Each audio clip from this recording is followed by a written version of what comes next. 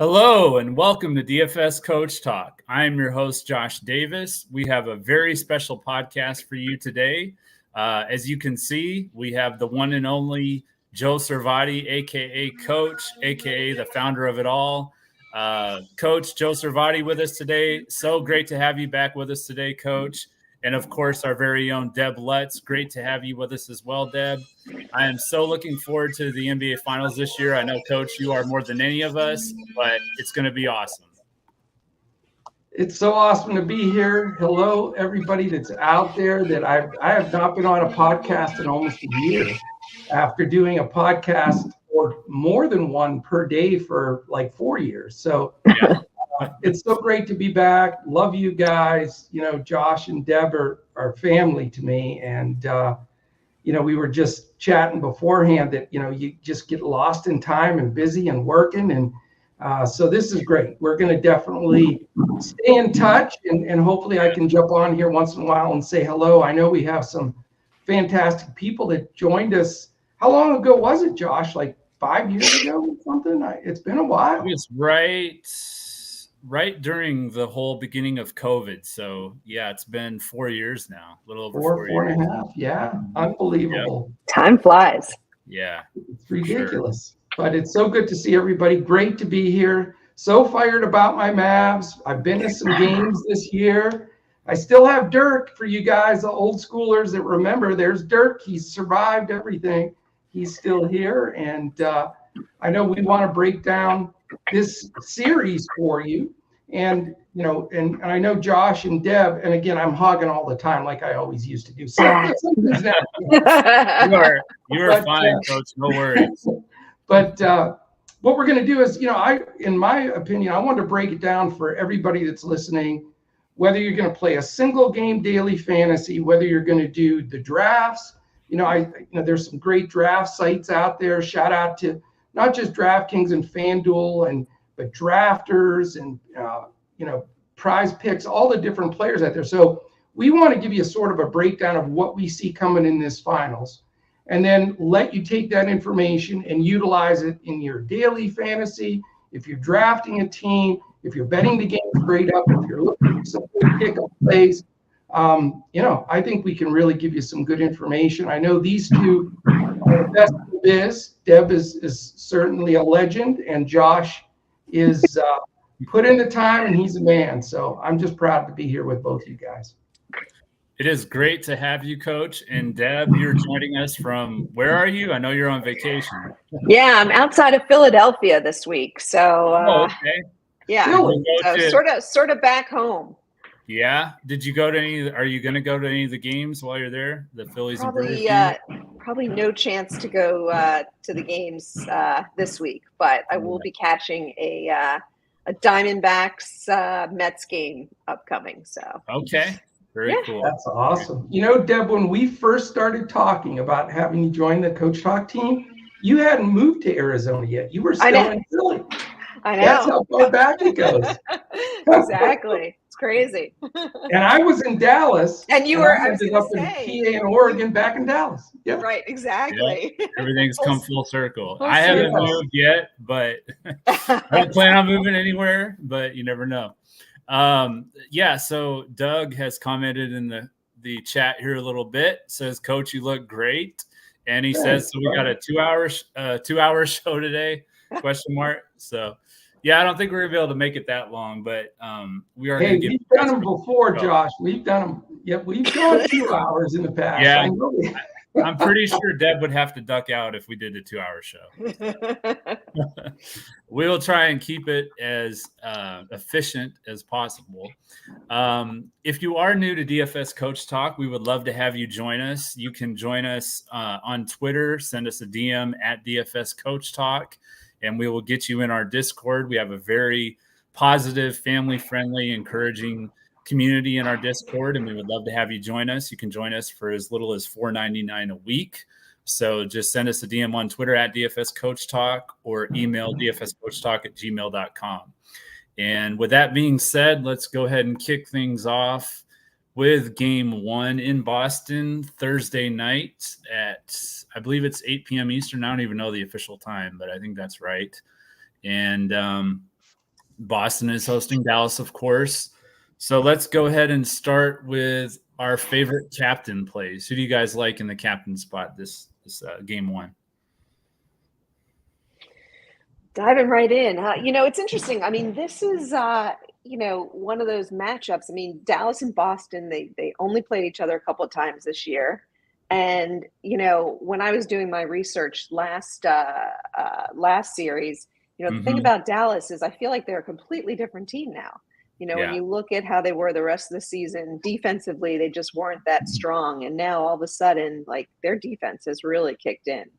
It's going to be a really, really interesting series. I give a lot of props to the Mavs and to Luka. I did not think they were going to get past Minnesota, and I had a lot of money riding on Minnesota, so I was going for it. But I made a bet back at the beginning of January, and I picked the finals matchup. I picked Boston against Minnesota, and it was a great 22-1 payout, and I just missed it. And I thought, and what was funny was that Minnesota was actually favored to beat Dallas. So I should have hedged and covered that bet. But anyway, left it out there naked. But so I have a lot of respect for Dallas coming in. These are two veteran playoff teams now. But I think with game one, in Boston, I've got to give the edge to Boston. Interesting with Porzingis coming back. I don't know if they're going to play him. They have said that he is coming back. I don't know if they're going to play him full minutes, however. So, kind of have to do a wait and see on his any minutes restrictions. That will impact Al Horford for sure. And frankly, it's going to impact everyone, all the shooters, because Porzingis, is going to give you about 20 points a game, and that's going to take away from Brown and White in particular, probably. So this one's really tough. I'm going to go with personally. I'm going to go with Holiday. I think Holiday is my pick. I think he showed why Boston picked him up this year, and he showed in the last series in particular. He showed his veteran presence, and I think he's going to be a great defender on Luka. And I see him, playing a lot of minutes and dishing out a lot of assists, getting a bunch of rebounds, hitting a few threes, and I think he's a good value as far as Boston goes. All right, Coach, do you have a captain that you like besides Luka, or are you going to go with Luka? Well, first of all, I've got the Dallas, but I do have the Kyrie. The when he first came to town, it was the number 2 before he switched to 11. So there weren't a whole lot of these made. So I'm real proud of my Kyrie jersey. Yeah, but awesome. As always, like I always did, I put my fandom aside when I give advice for DFS or betting or drafting or whatever you're doing. So again, yes, I'm a Mavs fan and I'm going to be rooting for him. But everything else aside, I'll throw some things out there to you. As far as my captain, I really think there's enough value across the board that you can go with Kyrie or Luka as your captain. And here's the reason I say that. First of all, anything that's happened in the two games when they played this season, you can throw out the window, because the Boston won by 9 in Dallas, and then they beat the Mavs by 28. But this was prior to the Gafford, PJ Washington moves, and everything was different. I mean, in Dallas here, they were calling for Jason Kidd's head at one point during the season.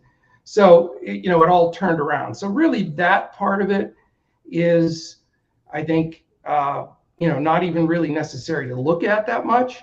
But, you got to start looking at the price. And the bottom line is, if you're going to pay up for any of the big guys in a captain spot, specifically what I'm doing is Kyrie or Luka, probably Kyrie, simply because of the financial aspect of it. And I do think there's enough value that you can find spots, and we'll talk about those guys.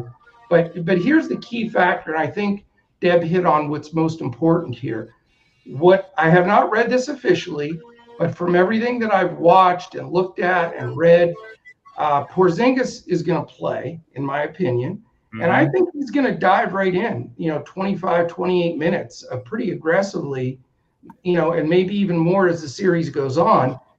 I saw some footage of him in 5-on-5 workouts. And, Boston has had so many days off because they blow everybody out and they've had all this time. So he's just been resting, getting healthy. And from the coverage that I saw, he looked great. He was post moves, little jump hook, swacking some threes. So I say that because I think it directly affects the fantasy output of the other Boston players. Tatum, obviously your number one choice, Jaylen Brown, number two, but then you've got a conglomeration of guys. You got Derek and you've got KP and you've got Holiday, amongst others, all in that next group. But to me, with Porzingis in there, the shots he takes, a couple of the rebounds he grabs, that's directly going to take from Horford, but it's going to secondarily take from the rest of the guys. So for me, it made the captain's decision to go on the Dallas side. I do know that Dallas is an underdog here. I know that, Boston's rested and ready to play well. But I also know statistically, Dallas's players that have chipped in and done great, DJ and DJ and, and Josh Green and all the guys off the bench, Lively and down, everybody, they have consistently played better at home.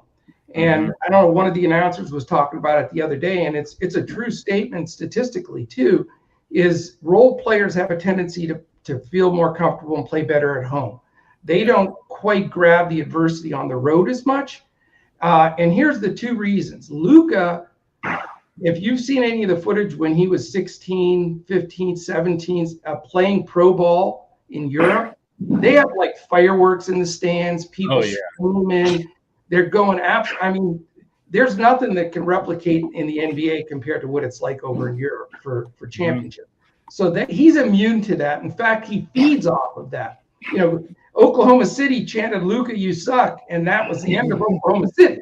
So that teaches you there. And then the second piece of that is Kyrie.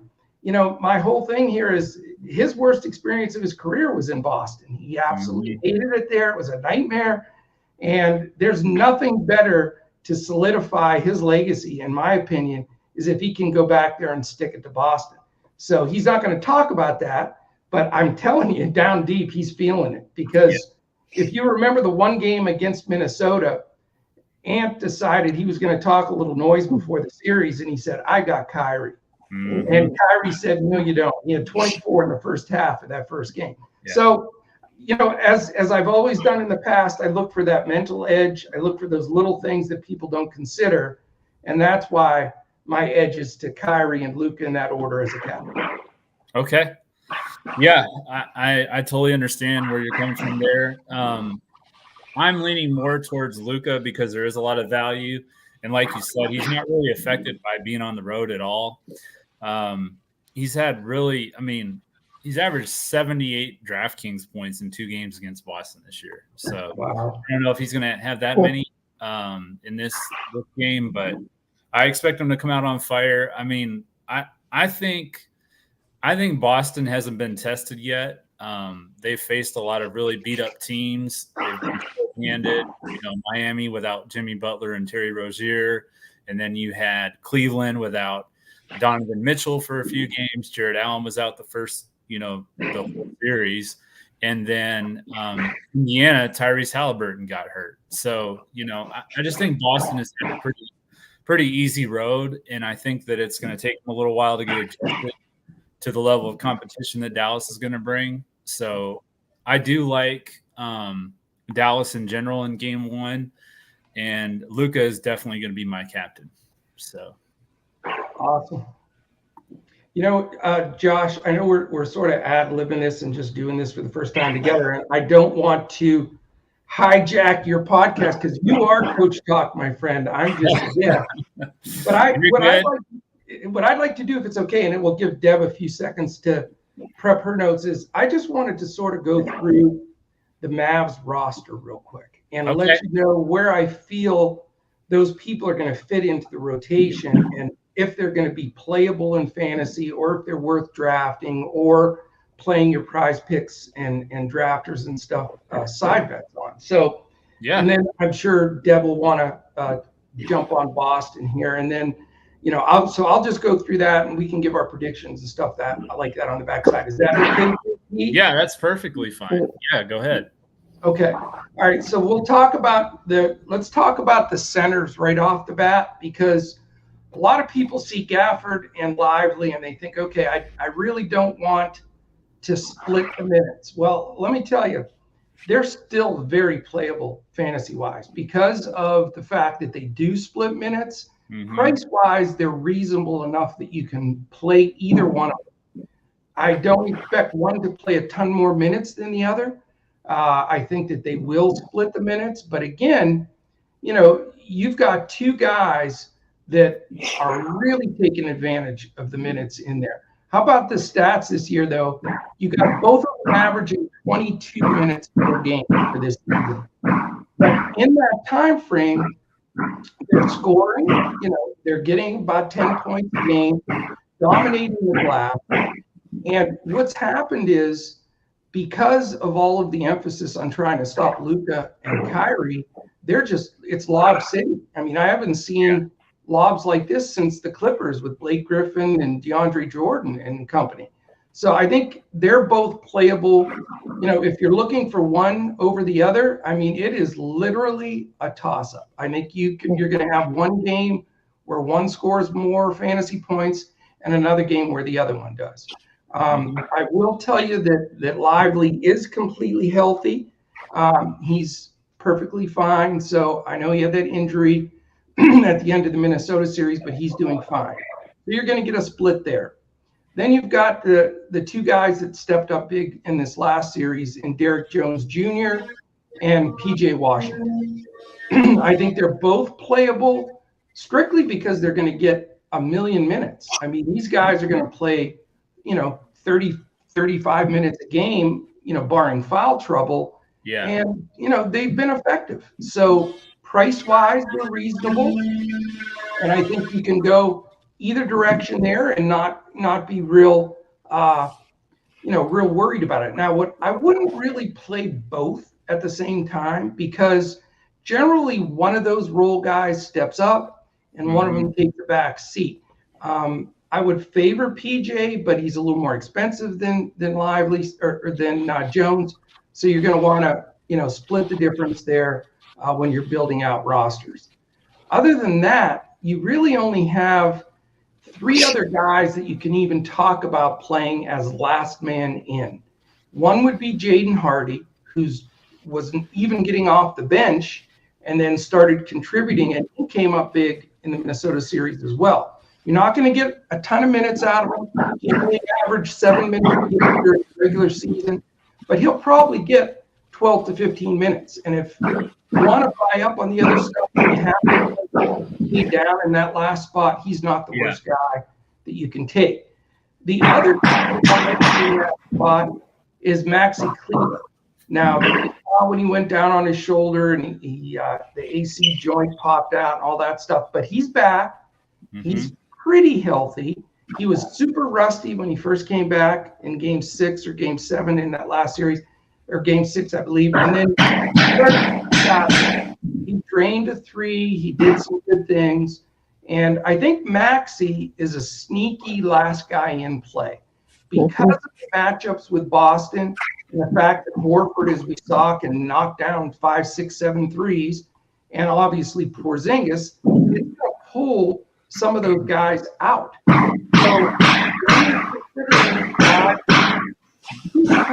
that's driving me crazy. Who's building something? I hear it. You can hear that? I'm sorry. Yeah, that's on my end. No, I think what would help is if you can go on mute while he's talking, and then we'll just wait until you're done, and then Deb can. I just was saying, Deb, please let them in. They want in. They're banging the door down. But here's the thing to watch for. And again, this is just off the cuff. I'm a little worried about the Lively Gafford thing because I think with Porzingis and Horford needing to defend them away from the basket, you're going to get some of Maxi Kleber in that rotation. He is definitely the Mavericks' best perimeter big man defender. So you're going to get maybe an extra 5-10 minutes a game from Maxi, which would directly take away from Gafford or from Lively. So again, last guy in, maybe a possibility. The guy that I think is the best value, though, on the Mavericks is the last guy that I'll discuss, and that's Josh Green. And the reason I say that is he's a hell of a defender. He's an energy guy. He's made a lot of big threes for this team, and he's going to grab you some of the peripheries. He's going to get you a steal. He's going to get you a chase down block. So that's a guy, that I've got to find value somewhere on the Mavs side, and Green's going to be one of the spots I go. But after that, that's really the whole rotation. I don't see anybody else really even getting in a game. Dante Exum, don't play him. You may get a couple of minutes. To me, it's not worth going after. Maxi only on the flyer, but Josh Green would be more of the. But I'll tell you, you're going to get probably the most minutes. It's gonna feel like Tom Thibodeau's coaching the Mavericks in this series. I'm telling you, because they're gonna try not to take Luka off the court too much, and PJ and DJ and all those guys are gonna play monster minutes. I think Kyrie will play really big minutes, but because of his age and everything, he'll still get a little bit of a rest. And I think it's either gonna be Hardy or Green that gets some of those minutes on the rotation. So that's the Mavericks breakdown of their roster. What you do with it is you're just going to have to look game by game. And one thing I can say about the Mavs is they've been consistently good as a team, which is great for Mavs fans, but not consistently good in each piece other than Luka and Kyrie as far as who do you play. So that's what's going to make it a little bit of a tough. Coach, what do you think about Hardaway? Does he get any minutes? I don't believe he sees the floor. Now Hardy has passed him up, and I don't think Hardaway sees the floor. If he does, 5 minutes. I would not waste a pick on him. I like the Kleber call a lot. I think he's just getting back, and he's, to your point, just the kind of guy with his outside shooting. I mean, frankly, all of Boston's out. Yeah. Well, I mean, you got to remember this. Deluxe froze up a little bit, but like Deb was just saying, it was perfect for the Mavericks. You go against Gobert and Towns, you need bigs in the paint. So the bigs obviously are Gafford and Lively are going to just chew that up alive. But against Boston, it's not traditional. They don't have a big center that stands in the paint. It's going to be Porzingis and Horford. So you're going to have to extend defensively, and Maxi's really the only option that we have. And that's, I don't know, maybe the best advice is to stay away from all three of those bigs from the Mavs if you had to, but it's going to be mix and match. Yeah. So you don't think Lively can defend Porzingis at all? No, I mean, he will. I think Lively and Gafford are fine as far as they're going to split the game and get most of the minutes. There's no doubt. However, it's just a completely different matchup than Minnesota. It's the opposite. Yeah. And, where we got all those big games from Gafford and Lively against Minnesota, you're going to see some of that shaved away because they're being pulled from the basket. Gobert hasn't taken a three in his life, and you can have Porzingis and Horford can knock down every three that they want. So just because of the matchup, they're going to try to defend them. But it's going to pull them away from the basket. They're going to miss some blocks. They're going to miss some rebounds. They're going to be a little bit more tired because they're having to chase these guys around. So I think it's going to affect the rotation. And again, maybe Maxi's the wild card that gets the 18 minutes and is a sneaky cheap play and does it take away from the other two. Now, if the Mavericks are going to win this series, they're going to need Gafford and Lively to play like they did against Minnesota. Now we got to see if they can do it. Yeah, because I'm just thinking if they're all pulled out to the perimeter, there's no one in the paint. then you got Tatum and Brown and those guys feasting in the paint. So it's scary. I mean, Boston's the best team in the league, hands down. And so it's, the Dallas is an underdog for a reason. They're tough. Deb, how do you feel Boston matches up? I think Deb's frozen, or else she fell asleep because I talked too long. Her eyes are shut. No, I think she froze. It wouldn't be the first time Deb dozed off during one of my podcasts. Yeah. Hey, I got to say hello. I see Doug and Derek over there. Doug and Derek, I love you guys. How are you, man? I miss all of you. Let's see if Deb's coming back, or did we lose her for? Oh, she dropped out. Let's see if she comes back. She'll jump back in, I'm sure. Yeah. You got any Boston takes for us? Hey, I like this picture better. It's got the whole Dallas. Yeah, you got your whole Dallas. Yeah, I mean, like I said, I do think there's going to be an adjustment period. Just probably the first game. After that, I think they'll be fine, and they might be fine from the beginning. But I just don't feel like they've really been tested. I know they are the best team, but they just haven't been tested that much, in my opinion. So, but as far as see if she jumps back in. As far as Boston goes, I do like the Holiday call. He made a huge impact at the end of the game against the Pacers. I mean, pretty much in every game that was close. Yeah. He was the one that was stealing the ball, and he has the experience. He's been in the finals. Of course, a lot of these Boston guys have now too. But Holiday, he's experienced. And the difference, though, that I do have some concern for Boston is the main reason why they were able to beat Indiana is because in those close moments at the end of the game, in the clutch moment, Indiana only had, Andrew Nembhard and TJ McConnell and Aaron Nesmith and a lot of guys that don't have a lot of experience. That's not going to be the case with Dallas. So you're not going to be able to take advantage at the end of games like you were with Indiana. So if these games are close, I actually think if these games are close, I like Dallas in close games. So. Yeah, I hope you're right, man. I really do. I mean, I have one question for you that's really, I think, interesting. Everything I've been reading is there's so much pressure on Jason Tatum to step up. Yeah. And be a first-team All-NBA guy and lead him to a championship. Because I know he's had a few little bit rougher finals. But how do you think Tatum's going to react to that, Josh? Is he going to step up and dominate, or do you think he's going to feel the pressure a little bit? Well, I guess that'd be a question I have for you on the flip side of that is who's their best defender against Tatum? I mean, they haven't really done that well against him in the matchups previous. So do you think it's going to be Washington, or who do you think can defend Tatum? I think it's going to be PJ Washington. The key factor will be keeping him out of foul trouble. I mean, he got in a little foul trouble against Ant, and Tatum is better than Ant, in my opinion. And, sure. Yeah. The reason PJ is a good matchup for him, though, is Tatum can play 1 through 4. I mean, people don't realize he plays point, but he could play the small forward. Big forward. Oh, yeah. Spot.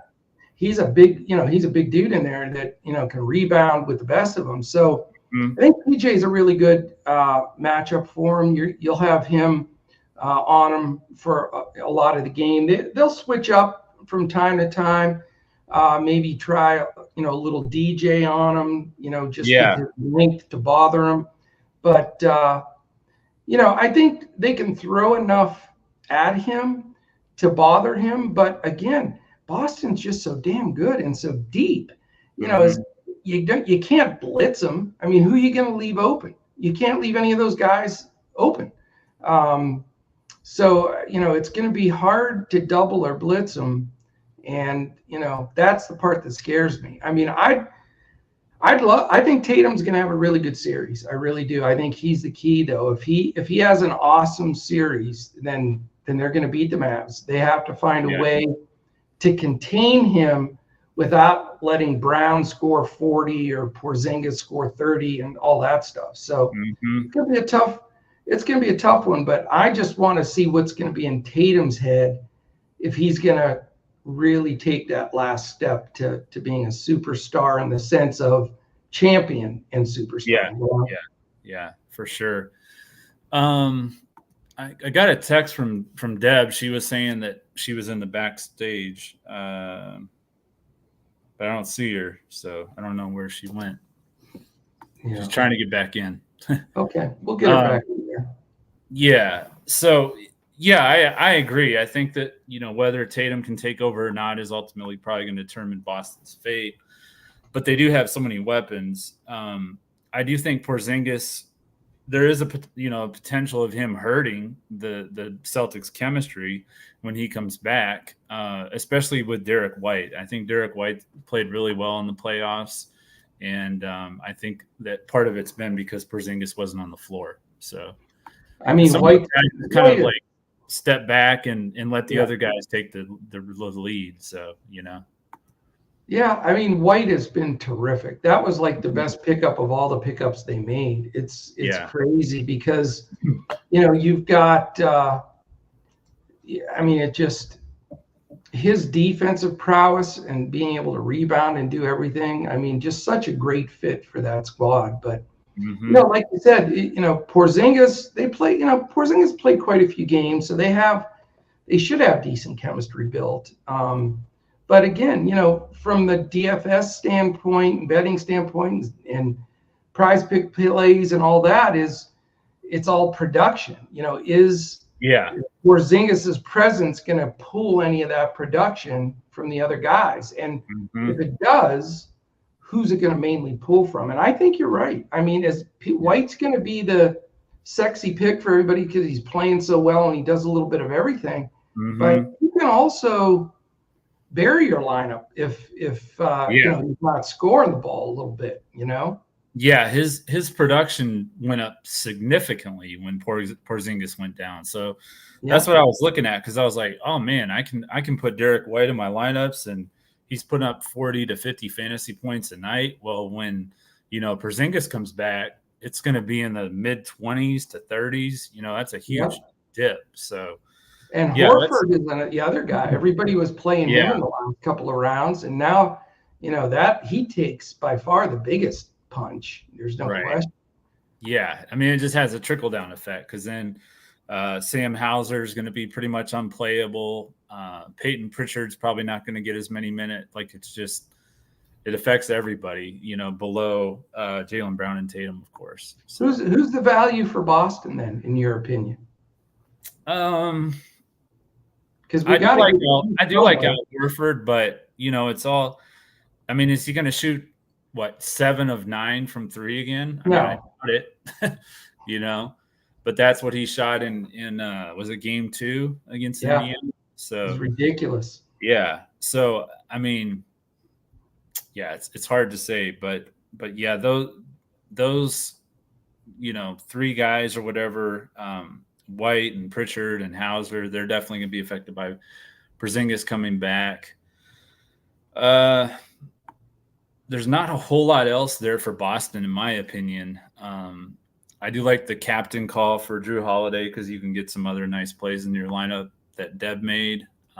That's probably more of a cash play, I think, because Boston's going to be chalky, of course. So. I'll tell you, man, it is hard building a salary lineup, though. It really is. It is. There's just not a ton of value. I mean, I think the Mavs have a little bit better value than the Celtics, just because, the Celtics' main 5 or 6 are so dominant. And so it just makes it hard. I'll tell you, I'm enjoying more like some of the draft leagues. Granted, if you don't get, Luka or Tatum, you draft later than that, it's a little rough to swallow. But I mean, at least you can get guys that have decent price tags and fill in a squad and not have to pray to God Maxi Kleba plays 15, 20 minutes or Pritchard plays 15, 20 minutes. Those are so risky, because if they don't, and you take, a 5 spot or 6 points from them, fantasy points, you're dead in the water. So it's very, very tough to build them out. I mean, you almost have to just take the money where you can, or, the other option, Crash, is build that, we used to do it all the time, that mid-level build, where you don't take Luka or Tatum or Kyrie, or even, maybe your best player is Brown and your second best is Porzingis, and then PJ Washington or Derrick Jones. At least you can build a squad where guys are going to play 30, 35 minutes. And I mean, the best, ability is availability. And if a guy's on the court 35 minutes, I think I'd rather have him than a buy up and then a guy that you're begging for 10, 15 minutes tops. So yeah. Because then if you are paying up for Luka or Tatum or both or whatever, and then those two don't have a monster game, then you're screwed because the rest of the guys aren't going to get enough points to carry your lineup. So that's a good point. It's such a balancing act. There's no question about it. And all I would say is in Boston, I think, you obviously favor Boston their players. But the Dallas role players, I don't think are going to be as impactful as they are when they play in Dallas. So just one thought, but, you've got to, it's not easy. That's for darn sure. Trying to send, going to send Deb the link. SOS to Deb. I don't know. I haven't seen her. I don't know what happened. Oh, there she is. She's back. She is back in a new house. and you're muted, so it's a triple foul on Deluxe. No, she's back on now. Yay! Oh my goodness. Sorry, guys. The perils of going on vacation to do a podcast. I understand it. Yeah. Oh, she's frozen again. Oh, no. Deluxe. Well, we'll have to do one when she's back in her home office at some point, too. Yeah. I mean, they have 3-4 games between every, 3-4 days between every game. So this is going to drag on for weeks. Yeah, it'll be 3 weeks from now before it ends. I know. Well, tonight's game, by the way, is 8:30 Eastern. I'm sorry, Thursday's game is 8:30 Eastern. 8:30 Eastern, okay. And then Sunday's game is 8 o'clock Eastern. So you've got Thursday to Sunday, and it's still in Boston. So you're taking that many days between games. I'll tell you, how awesome were the playoffs, though, when you had a game every night, one game. Oh, I know. Awesome. So nice. Yeah, that is awesome. Looks like we're going to lose her again. So, Crash, what I'll commit to here on the spot, too, is, me, I'm a maniac for the Olympics and world basketball. Yeah. I'll definitely come on and do an Olympics preview with you because I've been following all these teams. I've watched FIBA and build up to this. My son and I, Dawson, who's doing great, by the way, he graduated college this year, Crash. Oh, really? First in his class. He went to the University of North Texas in Denton. Okay. And, he's a finance business, just phenomenal. So proud of him. But so Dawson, who was on Coach Talk with me when he was in high school, now is a college graduate. So there you go. That's awesome. So, but maybe we'll have him come on with us and do a little. He and I have always followed that. In fact, we're talking about taking a quick spin out in July into, or is it the end of June, beginning of July? The USA versus Canada are playing in Vegas. Okay, as a game before they go over to the Olympics. And Canada is phenomenal. SGA and all the great players from Canada. Yeah. And Dwight Powell is on Canada. Really? Wow. So for Mavs fans out there, Dwight Powell, man, there you go. Mavs fans that don't get to see him play. I mean, it's so awesome. But he played some minutes for us the other day. He did. All right, so let's go ahead. I'll go ahead and throw this out there. They are having a promo on Prizepicks. Jason Tatum, free square, 0.5 points. Obviously, take the more on that, and then pair it with any play you want. What I like to do now is to play one other play with a more and one other play with a less. That way you're guaranteed money. You can play up to $25 on that play. So you just go to Prizepicks, use the promo code CoachTalk, all one word, and they will deposit or match your first deposit up to $100 if you've never played Prizepicks before. So Prizepicks plays, let me see if there's anything I like on the board at this point. Derek Lively, 0.5 assist. You can definitely take the more on that. And I think Luka scores between 33 and 36 in game one. So I'll take more than 31.5 points for Luka. What's the Prizepick stuff on Porzingis? Because that's the guy I'm afraid of. I don't think he's on the board, or he wasn't. Let me check. Oh, okay. Oh, he is. He is. Okay. So you got 15.5 points. That's pretty high, I think. I think he's going to get it. Man. You think he's going to get it? Drop 20. I think he's going to drop 20. I mean, I hate to say that. I hope he scores 0, but if you're going to bet it, man, I'm afraid of the matchup situation, and I'm afraid that he's fresh. And Porzingis is a weird dude. I mean, I followed him when he played here in Dallas, and just, he doesn't need to, he's always in a groove, so he's going to shoot the ball. I think you can look at some of his overs. What about rebounds for him? Is that on there? 6. Not bad. Yeah, I think that's pretty good. And then 24, if what you're saying is true for his points, 24 points, rebounds, and assists, that would be a good play, I think. I would take that one for sure. Yeah. I mean, again, I just think it's going to be an adjustment for the Mavs coming from that Minnesota series to having a guard, shooting face up a big man. It's going to be a bit of a difference. So that could be a good one. What about Derek White? What does he look like on Prizepicks?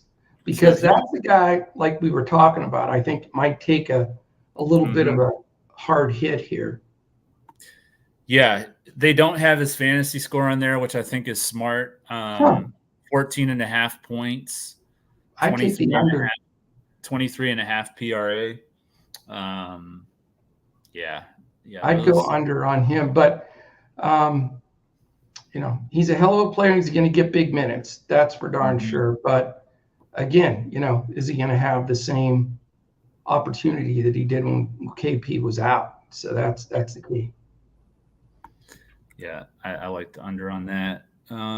See if there's anything else I like. I'm guessing you're probably going to say under on this. Lively, 17 points, rebounds, and assists. Boy, I think that's probably right around where he's going to be. I think he and Gafford will be between 15 and 20 each. They have Gafford at 15, so that makes perfect sense. That's tough, man. That's probably around where they're going to be. How bad did they hit Horford's numbers with Porzingis back? Let's see. That's good. Because I bet you his numbers dropped quite a bit. 12.5 points and rebounds, and then 0.5 steals and 0.5 turnovers, which those are just too random. You never know what's going to happen there. But 12.5 points and rebounds. Yeah, that's low, man. I was thinking he was going to be about 15. So, yeah, I don't know if I'd have the courage to go under on that, even though he's going to, show some decline. Yeah, I agree. Well, I guess we should probably go ahead and do our predictions. I wish Deb could get back in here, though, for that. I know who she's going to pick. I know Deb like the back of my hand. She's going to take Boston in 5 is what I think. So when you watch this, Deb, I think I was right. Payne Blank SM is in here. He says, great to see you, Coach. Great to see you, my friend. I can't, for some reason, get on the comments. Payne Blank SM. Great to see you, my friend. Man, I miss all you guys. Like family. I really do. So anybody that watches it, I wish you the best. And just it's so good to see everybody.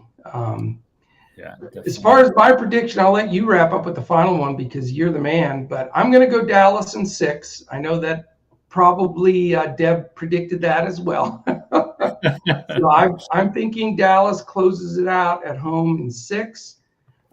Again, it's going to be a hard fought. And if Tatum plays the way I think he can, it might be a tough road for Dallas. But it seems magical. Everything just since they picked up PJ and Gafford, I don't know exactly what their record is, but it's pretty damn good. I mean, it's by far the best in the league. And, there's just a sense, a buzz. And, if it wasn't for stinking Boston being like the best roster I've seen in years, it would be something different. But I think it's going to be a great series. That much I can say. I don't think you're going to have blowouts or anything like that. Yeah. I think it's going to be a hard-fought, fun series with intense series. Do you have a prediction for Game 1?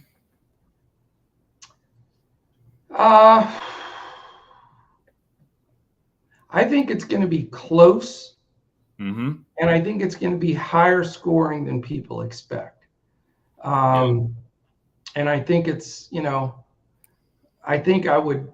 What is the line on the game? What is the line on that? Because I think Dallas keeps it close. They're probably like 5-point underdogs or something. I would assume somewhere in there. I think, the Dallas, the over and the, taking the points there might be good, but I don't think it's going to probably come down to foul shots at the end, to be honest with you, for the spread. I think it'll be that tight.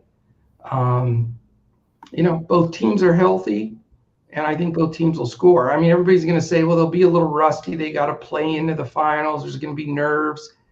Like I said, Boston doesn't really have any nerves. They've been there, done that, as far as being in it. I don't think Kyrie, he's immune to the nerves at this point, and Luka is immune to the nerves. So, yeah, the peripheral guys for Dallas, it'll be a first for them, but you're still going to get the majority of the scoring for the main two. So I think they're going to put points up, and I think it'll be fairly close. So the line is 6.5. Oh gosh, of course it is. Yeah. I think I'd take the points, but again, if I had to, I had to say it, I'd say Boston wins Game 1 by 4, and it goes over, and then I think it might be a different story. I think Dallas may steal Game 2. That's what I'm saying. Or if they still won, then maybe it goes the other route. But how's that for wishy-washy? But you do have the Mavericks in 6 as your official finals prediction. I do. I think they'll get one of these two in Boston, and I think they'll win it in 6. Yep. All right. Well, believe it or not, I too have the Mavericks in 6. Oh, wow. Yeah. You're copying my notes just like the old days. Yeah, just like the old days, right? I think we just did so many of those 2-brain lineups together that we just started to think, right there. So we did, man. We built some 2 brains are better than 1 lineups that were phenomenal over the years. That's for sure. We definitely did that.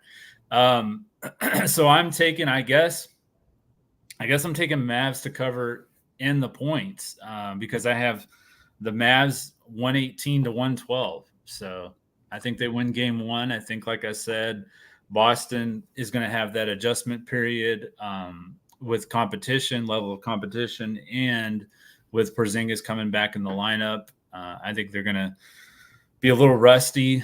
Porzingis, I think he'll be rusty, at least in the first half, I would say.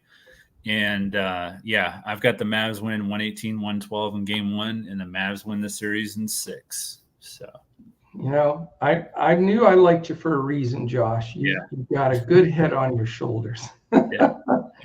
Derek, I agree with you, man. Holiday is phenomenal. He's on the Olympic squad, and everybody wanted to be on the Olympic squad this year. Holiday's on that team because he's maybe the best perimeter defender in the league, and he does every little thing on the court well. That as a Bucks guy. He's a hard guy to ever replace. So, yes, he's definitely. I think he's more important in this series than White or a bunch of these guys. I think Holiday is, and not statistically blowing it out, but he's going to have to do everything well. I mean, he'll guard Kyrie probably a lot, and maybe Lucas some. And he's going to get all the assignments, and he always shows up. So yeah, he's tough. He's tough. Yeah, I wanted to see them play Boston. I wanted to see the Bucks play Boston, obviously in the playoffs, but wasn't meant to be. Giannis got banged up, and that was pretty much it. And Dame got hurt too, so it was like, man, it was a disaster. Well, they'll be back. They'll be healthy. Yeah, they will. They will, and I think they'll be a lot better too because they'll have the whole off season to play together, and they'll hopefully make some moves. But anyway, any more questions in the chat? Let's see.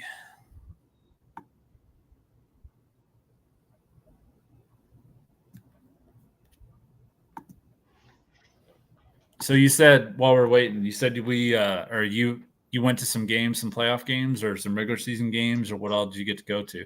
Yeah, I haven't been to any playoff games. I was doing some traveling, but I did get to a couple of regular season games, and just following them, being back in Dallas this past year, just being able to follow them even closer than when I was traveling there in PA and Oregon. So just it's been a fun year. I mean, like I say, the change from when they made those trades to pick up Gafford and PJ were absolutely unbelievable. And let's hear it for Nico Harrison, man, GM. I mean, they brought him in with high expectations, and these moves have solidified. Because, I was really hard on Nico and was calling for his head because he's the one, I hate to say this for the Mavs fans out there, but he's the one that blew the whole caboodle with Brunson. We should have re-signed Jalen Brunson. Yeah. He wanted to stay, and we screwed that up and lost him and didn't get anything in return for him. So that was, to me, going to be almost impossible other than making a few great trades and getting to an NBA Finals, and he's done it. So Nico has saved his butt, and I think he'll be a long-term GM for this organization. And I think the organization is sound. Mark Cuban sold the company, even though he stayed in the same position pretty much with the organization, but he sold to that huge group that's way richer than him. They own the Venetian in Vegas and all those places. And so they've got some deeper pockets even than when Cuban was there, believe it or not. And I think they'll continue to bring players in. And on top of that, even beyond this year, you're going to have guys that Kyrie only has a year or two left, probably 2 years maybe after this. You're going to have some guys that are really good NBA players that'll take a major NBA minimum to come and win a championship or to play alongside Luka and Kyrie. So for Mavs fans, this is phenomenal being in the finals this year. A lot of people didn't see it coming, but I think the next 5 years with Luka at the helm and guys wanting to be a part of that, I think you're going to see a lot of good stuff happening, maybe a couple of championships. Very nice. Very nice. Well, I've asked Deb for her prediction, so we'll see if she texts me back here in the next couple minutes. She should. Doug L asked if Pritchard was in play. I mean, the bottom line is for Boston, you're going to have Horford and Pritchard off the bench probably, and is anybody else playable on Boston? I mean, I don't think I would use Pritchard, honestly. I mean, maybe, but I just don't think that. I think it's risky. Foul trouble, a tweaked ankle, a game that's double digits, maybe Pritchard gets extra run. And I know he can get red hot, but, it's definitely going to be a roll of the dice, and there's not much value on Boston. So if you're going to go value on Boston, he'd probably be the guy you'd have to roll out there. Yeah, I agree with that. I agree with that take for sure.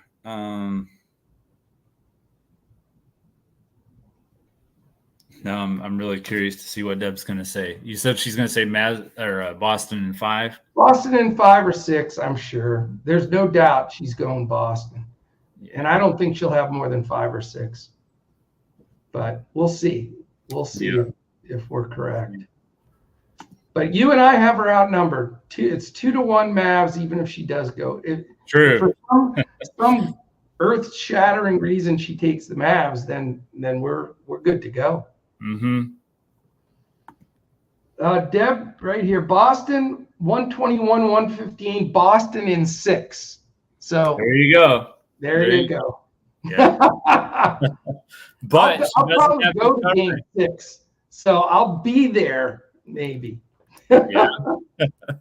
Yeah. So she doesn't have them covering either, though. We all have the Mavericks covering the spread on. I mean, 6.5's a lot. I mean, I would have thought 5 would be the number, but hey, we will see.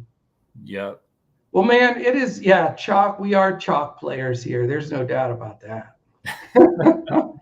Hey, man, this has been absolutely a pleasure. I want to catch up more with you and Deb, and for sure, love to come back. Maybe if we have a wild game 6 or game 7, we can all jump back on and when Deb's at her desk.